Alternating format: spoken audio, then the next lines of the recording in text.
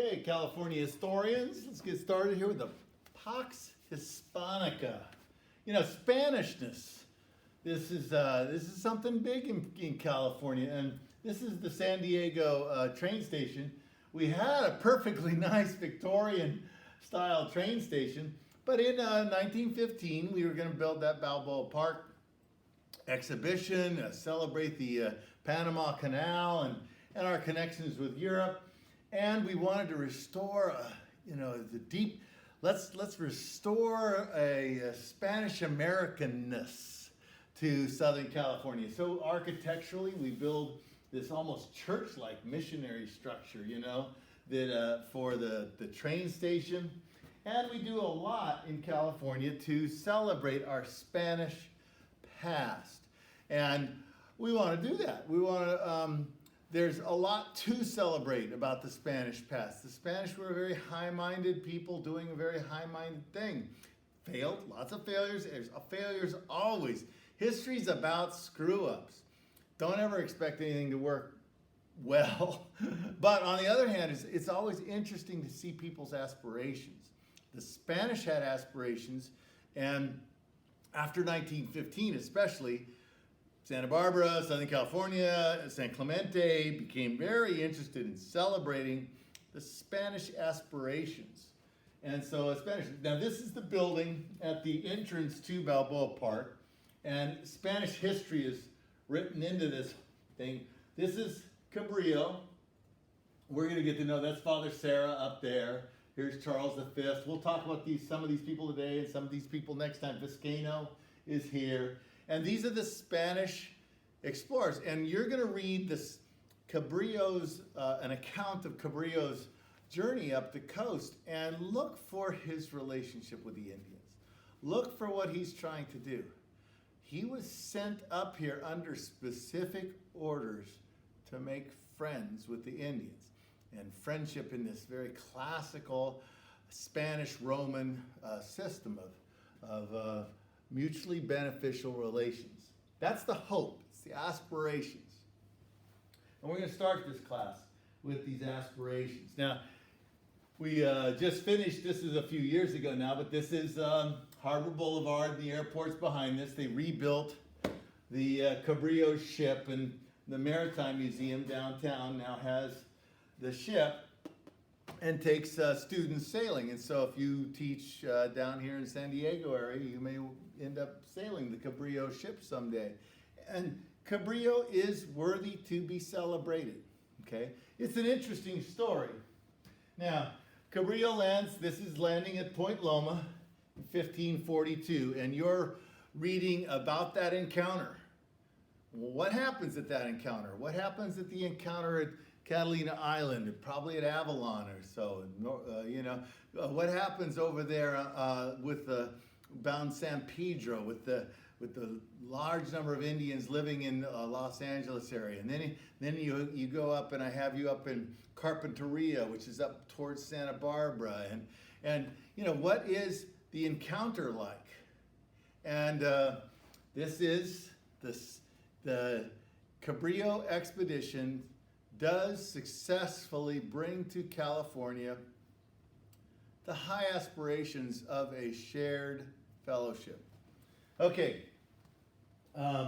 this is, the Cabrillo comes, he's tacking, those boats are hard to get up here, and then they tack up to here, and then he's over here, up here, and then he's out. Carpinteria is around in here, and so this is that long slog of a journey up against the coast and the currents.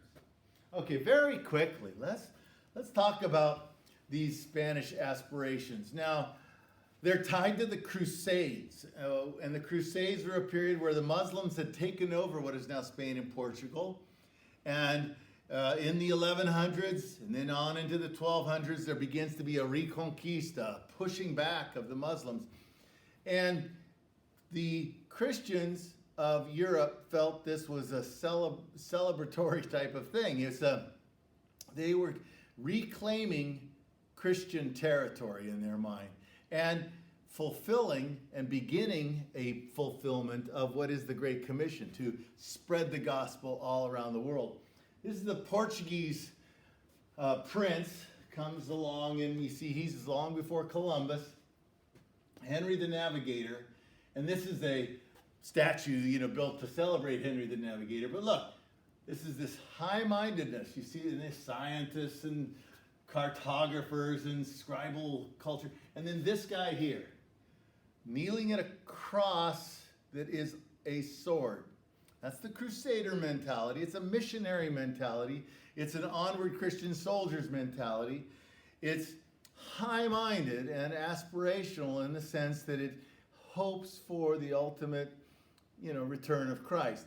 Of course, there's a lot of violence and all sorts of things to the Crusades we don't want to get into, but the thing is that the Crusades are a debacle in history.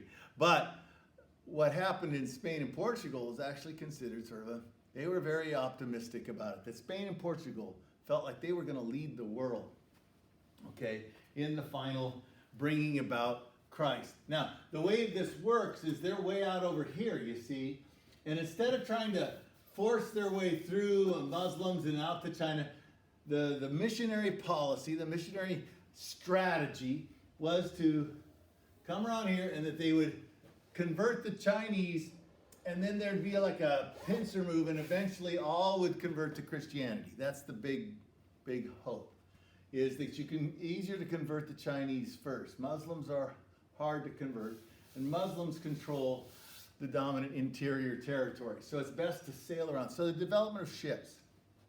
Portuguese begin to develop ships, get out over here, and sort of in a bumbling following along this, Columbus starts up here, and he goes this way, thinking he's going to reach China. He thought the world was smaller than it is. So he thought he reached China, and that's why he called these folks the Indies, the East Indies, the West Indies, the India. He thought they were folks from the Indies, from China.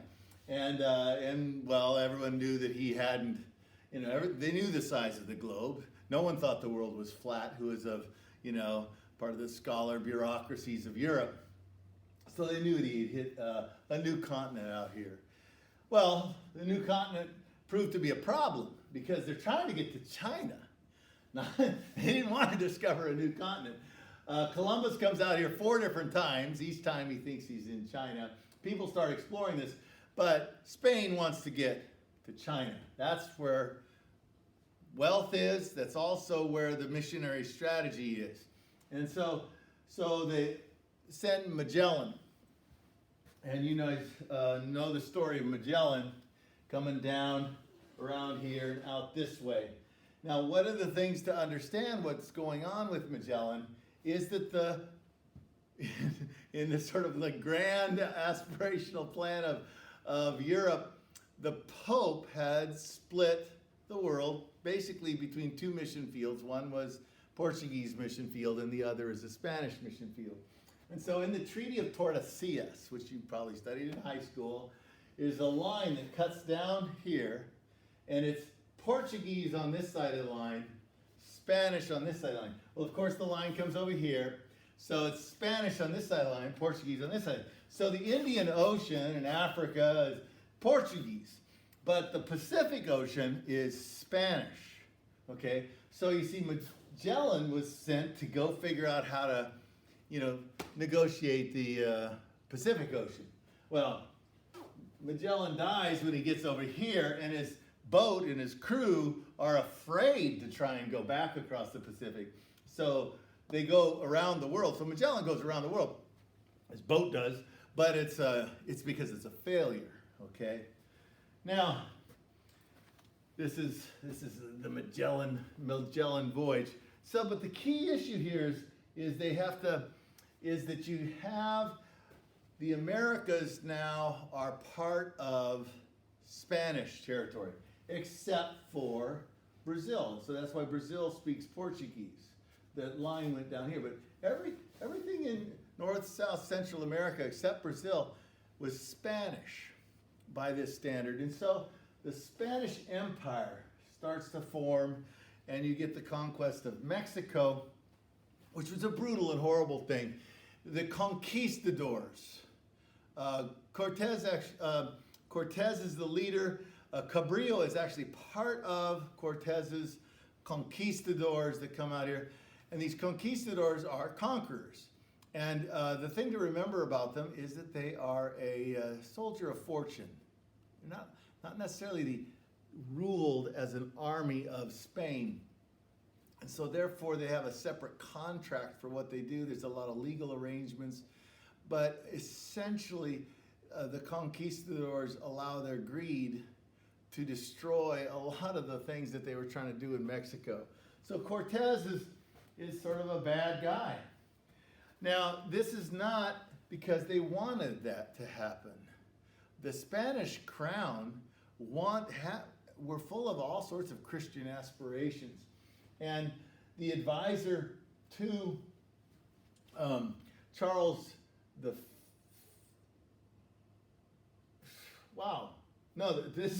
is the advisor to Isabella is a humanist advisor to the Queen, Cardinal Cisneros. They're missionaries, they're crusaders, they're highly educated, they're getting biblical, translating the Bible, very interested in supporting education. They really want to make the world a better place. And so you have the crown along with its spiritual advisors and its scholar bureaucracy in general working toward high aspirations, one of which was no slavery. Isabella says, everywhere I conquer, it's going to be freedom. She wants to spread freedom in her mind, especially freeing the Indians, the indigenous peoples, from their servitude to the devil. All sorts of things are tied in with this. But it's not an oppressive goal. It's not that she does not want to abuse the Indians, and she wants to consider the Indians citizens of her empire. And largely with the help of leadership like this. This is her grandson, Charles V, who becomes the emperor.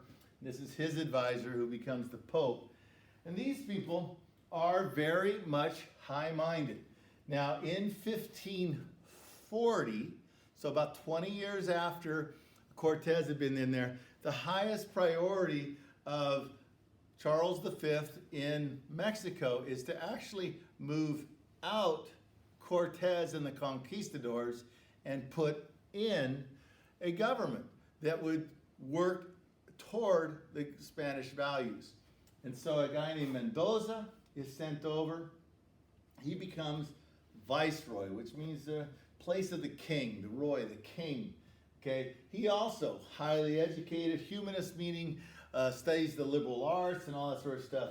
And then he starts to establish in Mexico better relations with the Indians. He brings in missionaries. He sets up colleges.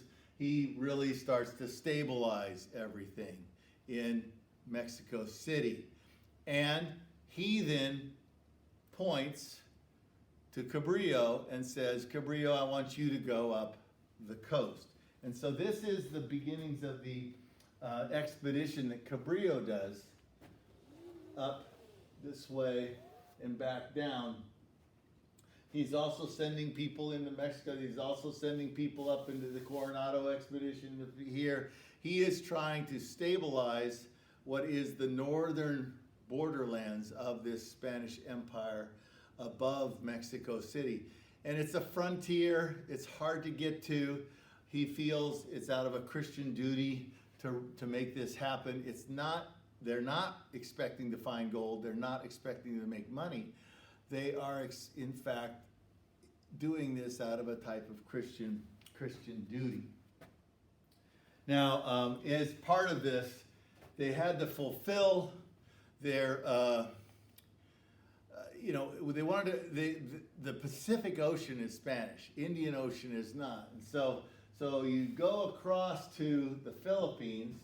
You get across, and Mendoza had sent over people to try and get this to work, but your goal is to sail back, and that's the hardest trip of the crossing of the Pacific. Is you sort of to follow the winds and the currents and guesswork and try and get back over to Mexico, and that's in 1568,